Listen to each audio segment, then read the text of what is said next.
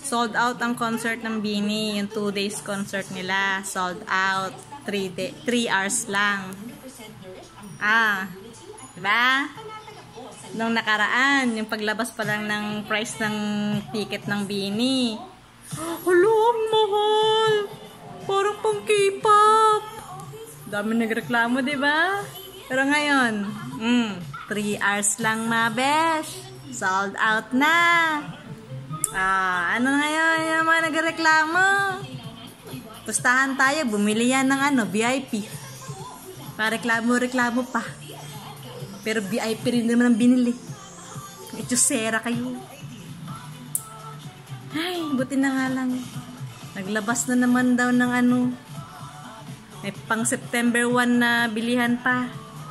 Pwede pa daw bumili September 1. May 3rd concert pa. 3rd day ng concert nila. Wawa naman ang BINI. Walang pahinga. Sana makabili ako bukas. Pag nyo naman ubusin, magtira naman kayo.